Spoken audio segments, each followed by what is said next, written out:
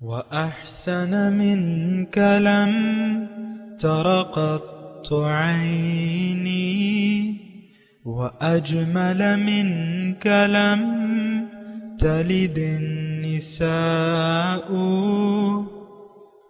خلقت مبرأ من كل عيب خلقت مبرأ من كل عيب كأنك قد خلقت كما تشاء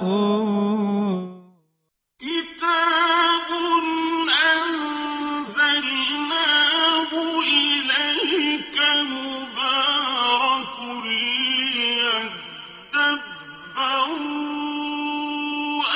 آياته وليتذكر أولو الألباب. یہ کتاب برکت والی ہے جسے ہم نے آپ کی طرف نازل فرمایا ہے تاکہ دانش مند لوگ اس کی آیتوں میں غور و فکر کریں اور نصیحت حاصل کریں. اللہم صلی علی سیدنا محمد وعلی آل سیدنا محمد بعدد کل ذرۃ مئۃ الف الف مرۃ. سامعین و ناظرین کرام، السلام علیکم ورحمۃ اللہ وبرکاتہ. سامعین کرام، سورہ انبیاء آیت نمبر 19. آج کے درس کا موضوع پہلا یہ ہے کہ توحید کی حقیقت کیا ہے، دوسرا انسان کے لیے توحید پر کاربند رہنا کتنا ضروری ہے. اس کے ساتھ ہی سامعین اکرام آج کے سبق کا آغاز کرتے ہیں. سب سے پہلے گزشتہ سبق کا آموختہ ہوگا. وَمَا خَلَقْنَا السَّمَاءَ وَالْأَرْضَ وَمَا بَيْنَهُمَا لَاعِبِينَ. اور ہم نے آسمان اور زمین کو اور جو کچھ ان کے درمیان ہے کھیل تماشے کے طور پر بیکار نہیں بنایا. لو اردنا ان نتخذ لهوا لاتخذناه من لدنا ان كنا فاعلين. اگر ہم کوئی کھیل تماشا اختیار کرنا چاہتے تو اسے اپنی ہی طرف سے اختیار کر لیتے اگر ہم ایسا کرنے والے ہوتے. بل نقذف بالحق على الباطل فيدمغه فإذا هو زاهق وَلَكُمُ الْوَيْلُ مِمَّا تَصِفُونَ. بلکہ ہم حق سے باطل پر پوری قوت کے ساتھ چوٹ لگاتے ہیں سو حق اسے کچل دیتا ہے، پس وہ باطل ہلاک ہو جاتا ہے اور تمہارے لیے ان باتوں کے باعث تباہی ہے جو تم بیان کرتے ہو. سامعین اکرام، سورہ انبیاء آیت نمبر 19. لفظی ترجمہ وَلَهُ مَنْ فِي السَّمَاوَاتِ وَالْأَرْضِ، اور اسی کا ہے جو کچھ آسمانوں میں ہے اور زمین میں ہے. وَمَنْ عِنْدَهُ، اور جو اس کے پاس ہیں. لَا يَسْتَكْبِرُونَ عَنْ عِبَادَتِهِ، وہ تکبر نہیں کرتے اس کی بندگی سے. وَلَا يَسْتَحْسِرُونَ، اور نہ تھکتے ہیں نہ ماندہ ہوتے ہیں. سامعین اکرام، توحید کا مضمون ہے اور توحید ہی تمام نیکیوں کی بنیاد جو ہے وہ توحید ہے. سامعین اکرام، گزشتہ جو سبق ہوا تھا کہ اللہ تعالیٰ نے فرمایا کہ ما خلقنا السماء والارض وما بینہما لاعبین، جو میں نے پیدا کیا ہے آسمان اور زمین اور اس کے درمیان جو ہے یہ محض کھیل نہیں ہے، یعنی اس کا ایک مقصود ہے. اور اگر میں کھیل کھیلتا تو کچھ اور کر لیتا، لیکن ایسا نہیں ہے. بلکہ بل نقذف بالحق، گزشتہ سبق جو ہے جو ہم اس کو حق کو مارتے ہیں باطل پہ تو وہ اس کا سر توڑ دیتا ہے اور مٹ جاتا ہے.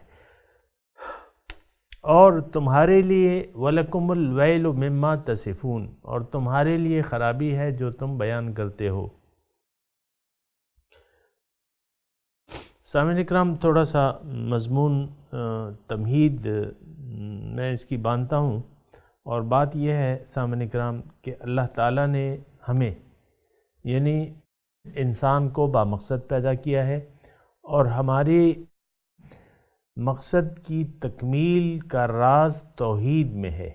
یہ الفاظ نوٹ کر لیں، انسان کی نجات یا انسان کی تکمیل کا راز جو ہے وہ توحید میں ہے، کہ یہ اللہ تعالیٰ کو الہ واحد تسلیم کر لے، اور یعنی اپنا معبود تسلیم کر لے، اپنا مقصود تسلیم کر لے، اور اسی کو اپنا محبوب بنا لے۔ تو ایسا ہے کہ انسان جو ہے چونکہ جسم میں آ کے اس کے بھٹکنے کے امکانات ہوتے ہیں، تو اسی لیے اللہ تعالیٰ نے اس کو اپنی ہدایت سے نوازا ہے۔ دیکھیں، جب روح اکیلی تھی اور اس کے پاس نفس اور شیطان اور دیگر طاغوتی قوتیں نہیں تھیں، تو پھر یہ تو اپنے رب کو پہچانتی تھی۔ آپ نے سنا ہوگا قرآن مجید کا کہ اللہ تعالیٰ نے تمام روحوں کو آدم کی پشت سے نکالا اور ان کو جمع کیا، اپنے سامنے کھڑا کیا اور ان سے پوچھا الست بربکم قالوا بلا، کہ میں کیا تمہارا رب نہیں ہوں؟ ہماری ارواح سے پوچھا، میری روح سے، آپ کی روح سے، تمام روحوں سے پوچھا، تو ان سب نے کہا کہ جی ہاں، آپ ہی ہمارے رب ہیں۔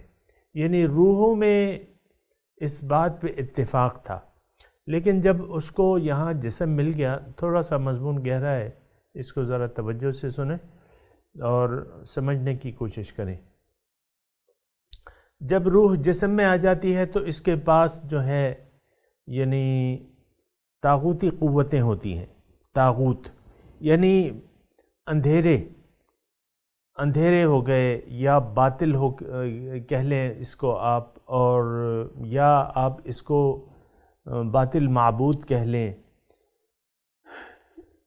یا جو بھی یعنی حق کے سوا جو بھی ہے، اس میں شیطان ہے، اس میں نفس ہے، اس میں ہمارا معاشرہ ہے، باطل قوتیں ہیں اور باطل ساتھی ہیں، یہ سارے جو ہیں یہ باطل قوتیں ہیں، تو یہاں یہ موجود ہیں۔ اس کے وجود کی اپنی ایک حکمت ہے سامعین اکرام۔ اللہ تعالیٰ، اور وہ میں بیان کر دیتا ہوں، اللہ تعالیٰ انسان کو بلند ترین مراتب سے نوازنا چاہتا ہے۔ کیا؟ بلند ترین مراتب۔ فَأُولَئِكَ لَهُمُ الدَّرَجَاتُ الْعُلَىٰ، ان کے لیے بلند درجے ہیں۔ تو اللہ تعالیٰ انسان کو بلند ترین درجے تک پہنچانا چاہتا ہے اور اس کو اپنے پاس بلانا چاہتا ہے، اور اس کو یعنی اپنی جنت میں، وَادْخُلِي جنتی، فَادْخُلِي فِي عِبَادِي وَادْخُلِي جنتی، کہاں پہ ہے؟ سورہ الفجر۔ یا ایتھا النفس المطمئنۃ ارجعی الی ربک راضیۃ مرضیہ فادخلی فی عبادی وادخلی، میری جنت میں داخل ہو جا۔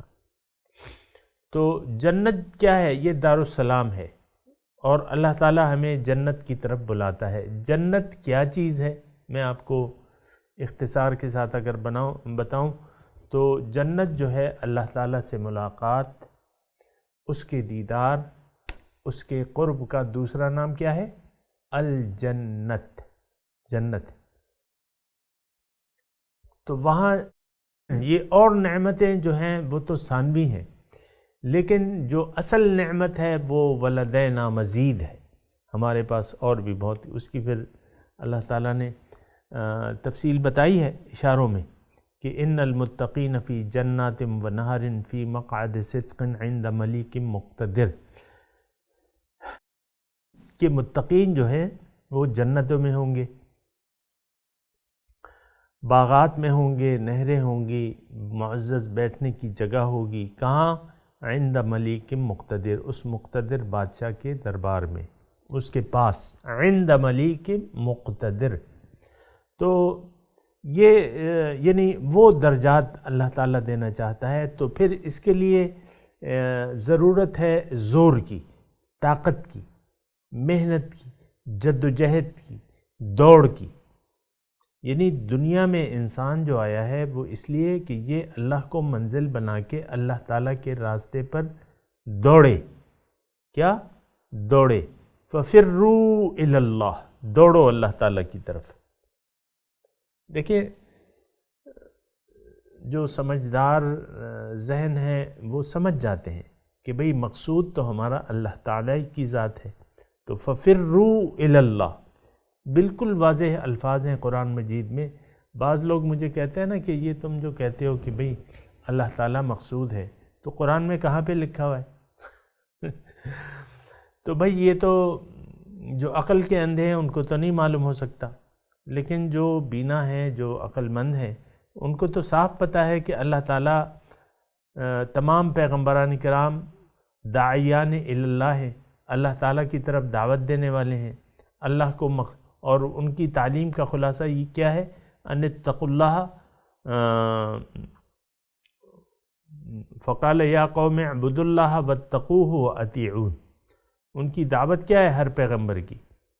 کہ اللہ کا تقوی اختیار کر لو، اس کی بندگی شروع کر دو اور میری اطاعت کرو تاکہ تم اپنی منزل تک پہنچ جاؤ. ما خلقت الجن والانس الا لیعبدون.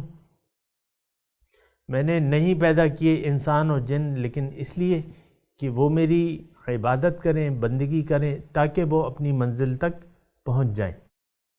یعنی عبادت جو ہے یہ ضرورت ہے، اور مقصود کیا ہے؟ اللہ. فَفِرُّوا إِلَى اللَّهِ، اللہ تک، اللہ کی طرف دوڑ لگاؤ. دیکھیں یہ بہت آسان بات ہے سمجھنے کے لیے، اور آپ سمجھیں اس بات کو کہ اللہ تعالیٰ ہی مقصود ہے. جب اللہ مقصود ہو گیا تو اس کا اب راستہ چاہیے. اس کا راستہ کیا ہے؟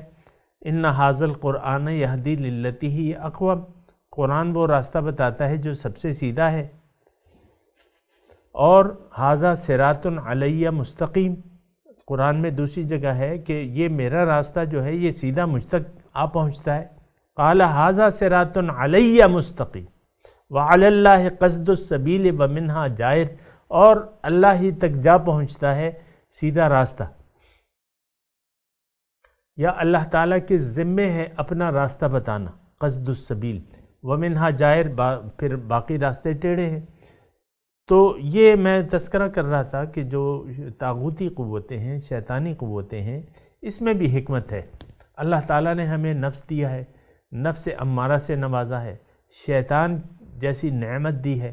یہ سب قوتیں کیا ہیں؟ یہ طاغوتی قوتیں. ذرا اچھی طرح سمجھ لیں اس بات کو. یہ زحمت نہیں بلکہ نعمت ہے، ہماری دشمن ہے. دیکھیں جب انسان کا دشمن ہوتا ہے تو وہ چوکنا رہتا ہے اور بچ کے رہتا ہے، اس میں صفت تقوی پیدا ہو جاتی ہے. میں تھوڑی سی مطلب اشارات کر رہا ہوں، باقی تو آپ جان لیں کیونکہ مضمون ذرا طویل ہے اور یہ تمہیدی مضمون ہے تھوڑا سا، کیونکہ اب توحید کا مضمون شروع ہو رہا ہے، بلکہ تھا توحید کا مضمون لیکن مختلف انداز میں ہے. اور اللہ تعالیٰ انسان کو توحید کی طرف راغب کر رہے ہیں کہ دیکھو میں ایک ہی ہستی ہوں. تو یہ ساری قوتیں ہیں سامعین اکرام، یہ ہمیں اپنے مقصد کو کے قریب لے جانے میں ممد اور معاون ہیں، مددگار ہیں ہماری. کیا میں دوبارہ یہ جملہ کہتا ہوں، آپ ایسا نہ سوچا کریں کہ یہ جو ہے یہ ایک زحمت ہے، یہ طاغوتی قوتیں زحمت ہیں، نہیں بلکہ یہ ایک نعمت ہے. اور میں نے آپ کو بتایا، اشارہ بھی کیا ہے کہ دشمن اگر آپ کا ہے تو آپ پھر محتاط رہیں گے، نہیں تو آپ پھر بے فکر رہیں گے. آپ دیکھیں نا، کبھی آپ نے دیکھا ہو پہلے تو یہ اسلحے کی نمائش زیادہ تھی، ابھی تو ذرا پابندیاں لگ گئی ہیں. میں اپنے 70s کی بات کر رہا ہوں، جب یہ پابندی نہیں تھی، سر عام اسلحے کی نمائش نہیں، یعنی اس کی اجازت تھی، یعنی اس پہ کوئی پابندی نہیں تھی. ابھی تو ذرا پابندی ہے پھر بھی. اب تو وہاں یہ پہلے دشمنیاں، اب بھی ہیں دشمنیاں، خاندانوں میں دشمنیاں ہیں، پہلے بھی ہوتی تھی. تو ایک خاندان دوسرے کا دشمن ہے، یا ایک گاؤں میں 2 چودھری ہیں وہ ایک دوسرے کے دشمن ہیں. دشمنیاں آپ جانتے ہیں کہ ایک سے میت ہو گئی، ایک نے دوسرے خاندان، تو بس یہ اب دونوں ایک دوسرے کے دشمن ہو گئے، دونوں ایک دوسرے کے در پہ ہو گئے، مقدمات جو ہیں وہ اسی طرح لٹکے رہتے ہیں، یہ خود اپنے بدلے لیتے رہتے ہیں۔ تو یہ جب بازار میں نکلتے تھے نا، میرے اپنے چشمدید میں اپنا واقعہ بیان کروں تو ایسے دشمندار جو تھے وہ جب بازار میں نکلتے تھے، ٹھیک ہے، وہ ظاہر ہے کہ دشمنی آپ پالیں گے تو آپ پیسے والے ہوں گے، تبھی آپ دشمنی نبھائیں گے، ورنہ تو آپ نہیں کر سکتے۔ تو یہ سیٹس، خان خوانین، یہ جب بازار میں نکلتے تھے، جیپ ہوتی تھی ان کے پاس، 2 گاڑیاں 3 گاڑیاں، اور اس میں جو ان کا لاؤ لشکر، اور ہر ایک کے پاس جو ہے وہ بندوقیں اور جو جدید اسلحہ ہوتا تھا۔ خان کے پاس کوئی اسلحہ نہیں ہوتا تھا، اور یہ سارے ادھر ادھر دیکھتے تھے، لیکن خان محتاط ہوتا تھا۔ خان جب بازار میں نکلتا تھا تو محتاط ہوتا تھا کہ بھئی کسی وقت بھی کہیں بھی میرا دشمن جو ہے آ کے مجھے مار سکتا ہے، وہ کیونکہ وہ تو میرے در پہ ہے۔ تو یہ ویسی میں آپ کو ایک مثال دی ہے، دیکھیں دشمن ہوگا تو آپ محتاط رہیں گے، اور یہی احتیاط جو ہے یہی اللہ تعالیٰ کو مطلوب ہے۔ والعاقبۃ للمتقین، عاقبت جو ہے وہ متقین کے لیے ہے۔ میں آپ کو ایک واقعہ بعض اوقات سناتا رہتا ہوں، یہ طاغوتی قوتوں کے بارے میں، مثال کے طور پہ ہے ورنہ سمجھنے کے لیے۔ وہ یہ ہے کہ ایک دوڑ کا مقابلہ تھا، اور 100 میٹر کی، مثال کے طور پہ 100 میٹر کی دوڑ تھی، 10 اس کے پارٹیسپینٹ تھے، اور ایک بندہ ویسے ہی ان کے ساتھ کھڑا ہوا تھا۔ جب وہ اشارہ ہوا کہ بھئی دوڑو، 1 2 3 گو، تو وہ جو اس دوڑ کا حصہ نہیں تھا وہ سب سے آگے نکل گیا۔ ظاہر ہے وہ بھی اسی عمر کا تھا، وہ شرائط پوری کرتا تھا، اور دوڑ میں وہ سب سے آگے نکل گیا۔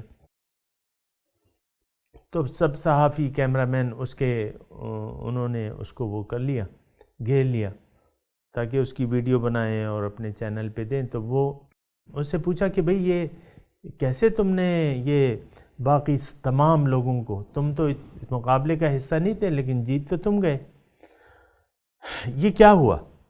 یعنی کیسے تم نے تو اس کے لیے تیاری بھی نہیں کی تھی، اور نہ اس دوڑ کا حصہ تھے، یہ کیسے تم جیت گئے؟ اس نے کہا اور باتیں چھوڑو، مجھے یہ بتاؤ جو یہ ایک تازی کتا کس نے میرے پیچھے لگایا تھا؟ میرے پیچھے، میں تو دوڑنا نہیں چاہتا تھا، میرے پیچھے کسی نے کتا لگا دیا تھا، اور وہ جو ہے مجھے دوڑا رہا تھا، میرے پیچھے دوڑ رہا تھا، میں اس سے بھاگ رہا تھا، تو وہ مجھے تو مقابلے کا پتہ ہی نہیں، یہ تو بس ہو گیا اچانک۔ تو اسی طرح سامعین کرام، یہ دنیا کے کتے جو ہیں یہ ہماری طاغوتی قوتیں، میں اسے کہتا ہوں، نفس ہے، نفس کا کتا ہے، شیطان ہے، اور پھر انسان، شیطان نما انسان ہوتے ہیں سامعین کرام، وہ آپ کے ماں بھی ہو سکتے ہیں، باپ بھی ہو سکتے ہیں، بھائی بھی ہو سکتے ہیں، بہن، بیٹی، اور آپ کی بیوی یا شوہر، سب ہو سکتے ہیں، یہ آپ کے پیچھے ہیں۔ اگر آپ کا مقصود اللہ تعالیٰ ہے تو یہ سب آپ کے پیچھے آپ کو کاٹ کھانے کے لیے دوڑیں گے۔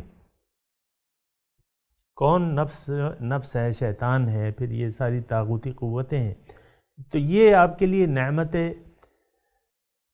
نعمت ثابت ہوں گی کہ یہ آپ کو کاٹ کھانے کے، تو آپ محتاط ہو جائیں گے، آپ کا مقصود تو اللہ تعالیٰ ہو چکا ہے، تو پھر یہ ہے کہ آپ جیت جائیں گے، اس دوڑ میں آپ جیت جائیں گے۔ تو یہ ساری قوتیں ہیں، ہر کام میں دیکھیں اللہ تعالیٰ کے ہر کام میں حکمت ہوتی ہے۔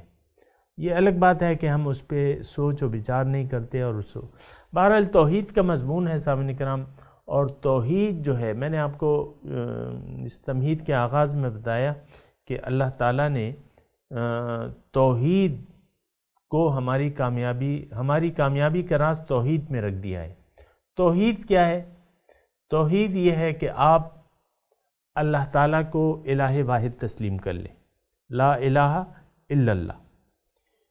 یعنی اگر میں مزید آپ کے لیے تھوڑی سی آسانی پیدا کروں اس میں، تو وہ یہ ہے کہ دیکھیں اللہ تعالیٰ نے انسان کو ایک بلند مقصد کے لیے پیدا کیا ہے۔ وہ مقصد یہ ہے کہ یہ اس کو واصل باللہ ہونا ہے، اللہ کے پاس جانا ہے، اللہ کی جنت میں جانا ہے، یہ مقام ہے اس کا، یہ درجہ ہے، اللہ تعالیٰ اس درجے سے اس کو نوازنا چاہتا ہے۔ تو پھر یہ ہے کہ اس انسان کی کامیابی کا راز جو ہے اللہ تعالیٰ نے ایک بہت آسان طریقہ کار رکھ دیا ہے۔ انسان کو مال اور جان اس کا اختیار دے دیا ہے۔ مال دیا ہے، دے دیتا ہے اللہ تعالیٰ، یہ تو نہیں، پھر جان تو ہر ایک کے پاس ہے۔ مال کسی کے پاس ہے، کسی کے پاس نہیں ہے، یہ بھی ہے، لیکن اس کا اختیار دیا ہوا ہے اس کو استعمال کرنے کا۔ یعنی اس کا مطلب یہ ہے کہ آپ زندگی اپنی مرضی سے گزار سکتے ہیں، اللہ تعالیٰ نے یہ آپ کو اختیار دیا ہے۔ مخلوقات میں سے کسی دیگر مخلوق کو اللہ تعالیٰ نے یہ اختیار نہیں دیا۔ یعنی آپ کی فطرت تو نیک ہے لیکن آپ کو مجبور نہیں کیا ہے۔ آپ کی فطرت اسلام ہے لیکن آپ کو فطرت پہ مجبور نہیں کیا ہے۔ مثال کے طور پہ میں عرض کرتا ہوں کہ بلکہ ایک حدیث میں آپ کو سناتا ہوں، کل میسر لما خلق لہ، ہر ایک کے لیے وہ کام آسان کر دیا گیا ہے جس کے لیے وہ پیدا کیا گیا ہے۔ مثال کے طور پہ شہد کی مکھی ہے، تو شہد، مکھیاں تو اور بھی ہیں، بڑی بڑی مکھیاں ہیں، لیکن وہ شہد نہیں بنا سکتی۔ اس کی فطرت میں اللہ تعالیٰ نے وہ ودیت کر دی ہے کہ آپ نے شہد بنانا ہے، تو وہ آج مجبور ہے، اپنے شہد بنانے پر مجبور ہے۔ وہ تو ظاہر ہے انسان کے لیے اللہ تعالیٰ نے انسان کے لیے، لیکن وہ مجبور ہے۔ تو ہر شخص اپنی فطرت پہ مجبور۔ اب سانپ، بچھو ہے، اس کی فطرت میں ڈنک مارنا ہے مثال کے طور پہ جہاں بھی ہوگا، یا جو یہ بھیڑے ہیں وہ ان کی بھی فطرت میں ڈنک مارنا ہے۔ اسی طرح آپ شیر کو دیکھیں، اس کی فطرت میں گوشت کھانا ہے، گھاس کھانا نہیں ہے، وہ مجبور ہے، وہ گھاس نہیں کھا سکتا۔ اب جو دوسرے گھوڑا ہے وہ اس کی فطرت میں گھاس کھانا ہے اور گوشت نہیں کھا سکتا، وہ اس کے لیے اللہ تعالیٰ نے صلاحیت۔ بہرحال تمام مخلوقات اپنی فطرت پہ مجبور ہیں، جس مقصد کے لیے اللہ تعالیٰ نے ان کو پیدا کیا ہے تو وہ اسی مقصد کے تابع ہیں، مجبور ہیں۔ انسان کی فطرت نیک ہے، یہ بات ذرا نوٹ کر لیں، انسان کی فطرت اچھی ہے، نیک ہے، بری نہیں ہے۔ کل مولود یولد علی فطرت الاسلام، ہر بچہ اسلام کی فطرت پہ پیدا کیا جاتا ہے۔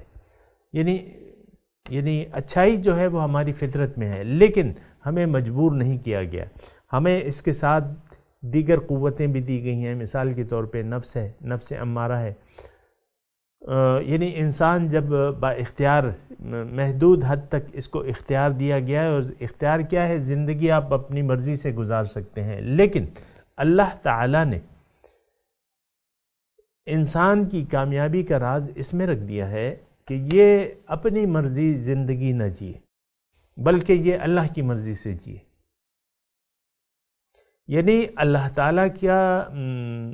تعالیٰ نے جو ہماری فطرت، اسلام جو ہماری فطرت میں رکھ دیا ہے، پھر نبی کے ذریعے ہمیں اسلام کی دولت سے نوازا ہے، تو اللہ تعالیٰ فرماتا ہے کہ تم اپنی مرضی نہ جیو، اپنی مرضی نہ جیو، من چاہی زندگی نہ گزارو، تم مجھ سے پوچھو، فَإِمَّا يَأْتِيَنَّكُم مِّنِّي هُدًى فَمَن تَبِعَ هُدَايَ فَلَا خَوْفٌ عَلَيْهِمْ وَلَا هُمْ يَحْزَنُونَ، میری طرف سے تمہیں ہدایات آئیں گی جس نے ان ہدایات کا اتباع کیا، یعنی ان ہدایات کے مطابق زندگی گزاری، تو وہ کامیاب ہو جائیں گے، ان پہ نہ کوئی خوف ہوگا نہ کوئی غم ہوگا۔ لیکن اب یہ بات نوٹ کر لیں کہ اللہ تعالیٰ نے انسان کی کامیابی کو چھپا دیا ہے توحید میں۔ توحید کیا ہے؟ کہ آپ اللہ کے حکم کے سامنے سر جھکا دیں، اللہ کے سوا کسی کا کہنا نہ مانیں، نہ نفس کا، نہ شیطان کا، نہ معاشرے کا، نہ یار دوست کا، کسی کا بھی آپ کہنا نہ مانیں، اللہ کے سامنے سر جھکا دیں۔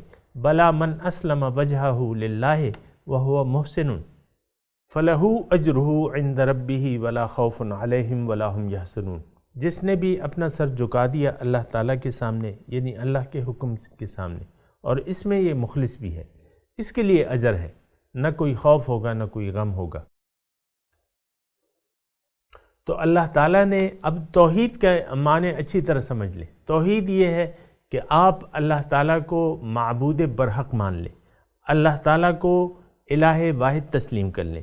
الہ مطلب معبود، معبود کا مطلب جس کی اطاعت کی جائے، جس کا کہنا مانا جائے، جس کی بندگی کی جائے، جس کے سامنے سر جھکایا جائے۔ تو لا الہ الا اللہ میں اللہ تعالیٰ نے انسان کی نجات رکھ دی ہے، کامیابی اس کلمے میں رکھ دی ہے کہ ہم کہہ دیں کہ اشہد ان لا الہ الا اللہ و اشہد ان محمدً عبدہ و رسولہ۔ ظاہر ہے میں تو اپنا ہی کلمہ پڑھوں گا، ہمارے رسول ہیں تو یہ ان کا کلمہ ہے کہ اللہ کے سوا کوئی معبود نہیں، میں شہادت دیتا ہوں اس بات کی، اور محمد صلی اللہ علیہ وسلم کی میں اطاعت کروں گا، اس کی بات کی شہادت دیتا ہوں کہ اللہ کے وہ سچے نبی ہیں۔ تو یہ توحید جس میں ہماری کامیابی کا راز ہے، اسی توحید کی تلقین کے لیے تمام پیغمبر آئے ہیں۔ ابھی الفاظ بھی آ جائیں گے قرآن میں، لیکن میرا یہ جملہ آپ یاد رکھیں، تمام پیغمبران اللہ کی بندگی کی دعوت دینے کے لیے آئے ہیں کہ لوگوں اللہ کی بندگی اختیار کر لو، اللہ کے سامنے سر جھکا دو، اللہ کے حکم کے مطابق زندگی گزارو اور میری اتباع کرو۔ پیغمبر کہتا ہے وَأَطِیعُونِی، میری اطاعت کرو، میرا اتباع کرو تو تم کامیاب ہو جاؤ گے۔ اب بات یہ ہے، بہرحال یہ تو مضمون ذرا طویل ہو گیا، اور سامعین کرام اس پہ مزید میں بات کریں گے، بہت بنیادی مضمون ہے، اور یہاں آج کا جو سبق ہے اس کا خلاصہ یہ ہے کہ ہم نے اس آج کے سبق میں یہ جاننے کی کوشش کی کہ توحید ہے کیا چیز۔ پھر ہم نے یہ بھی اس سبق میں یہ جاننے کی کوشش کی ہے کہ انسان کو توحید کی ضرورت کیا ہے، انسان کو توحید کی ضرورت کیا ہے، توحید ہے کیا۔ ایک بات یعنی اس درس میں ہم نے یہ معلوم کرنے کی کوشش کی ہے کہ اصل میں توحید ہے کیا۔ پھر یہ ہے کہ انسان کو توحید کی ضرورت کیا ہے، یہ بھی ہم نے اس گفتگو میں معلوم کرنے کی کوشش کی ہے۔ بہرحال ابھی میں یہ آیت تلاوت کرتا ہوں، آپ میرے ساتھ دہرائیے، اس کے دوسرے حصے میں پھر مزید بات کریں گے انشاءاللہ۔ اعوذ باللہ من الشیطان الرجیم، بسم اللہ الرحمن الرحیم، وَلَهُ مَن فِي السَّمَاوَاتِ وَالْأَرْضِ وَمَنْ عِندَهُ لَا يَسْتَكْبِرُونَ عَنْ عِبَادَتِهِ وَلَا يَسْتَحْسِرُونَ۔ ترجمہ، وَلَهُ مَن فِي السَّمَاوَاتِ وَالْأَرْضِ،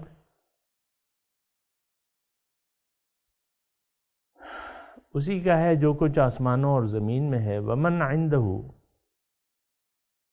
اور جو اس کے پاس ہیں، لا يستكبرون عن عبادته، وہ تکبر نہیں کرتے اس کی بندگی میں، ولا يستحسرون، اور نہ تھکتے ہیں نہ ماندہ ہوتے ہیں۔ سامعین کرام، اس کے ساتھ ہی آج کے جو سبق ہم نے پڑھا ہے اس کی تلاوت اور ترجمہ سنتے ہیں۔ وَلَهُ مَن فِي السَّمَاوَاتِ وَالْأَرْضِ وَمَنْ عِندَهُ لَا يَسْتَكْبِرُونَ عَنْ عِبَادَتِهِ وَلَا يَسْتَحْسِرُونَ۔ To him belongs everyone in the heavens and the earth. Those near him are not too proud to worship him, nor do they waver. سامعین کرام، اس کے ساتھ ہی آج کے درس کا وقت اختتام کو پہنچا۔